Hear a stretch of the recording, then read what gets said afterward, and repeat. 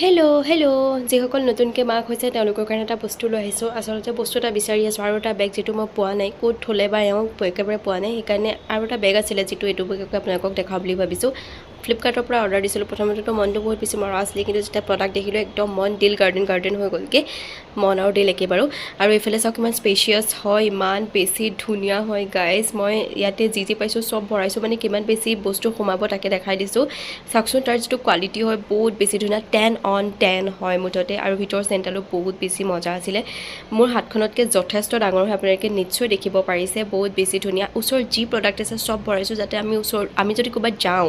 যদি বেবীৰ কাৰণে কি বস্তু নিব পাৰোঁ গোটেইখিনি যাতে আমি নিব পাৰোঁ সেইকাৰণে মই বেগটো অৰ্ডাৰ দিছোঁ আৰু মোৰ সুবিধা হৈছে যিহেতু আপোনালোকৰ হ'ব বুলি আশা ৰাখিছোঁ আৰু ইয়াত চাওক নাইটি পিন্ধি ষ্টাইল মাৰিছোঁ গাইজ ইয়াত বহুত 40 ডিগ্ৰীমান চলি আছে যাৰ কাৰণে নাইটি পিন্ধিবলগীয়া হয় প্ৰডাক্টটো মই টেগ কৰি দিম যদি আপোনালোকে তেতিয়াও নাপায় তেতিয়াহ'লে অকণমানকৈ কষ্ট কৰি মোৰ কমিউনিটি পোষ্ট চেক কৰিব পাৰে তাতে লিংকটো পাই যাব আজিলৈ আহিছোঁ বাই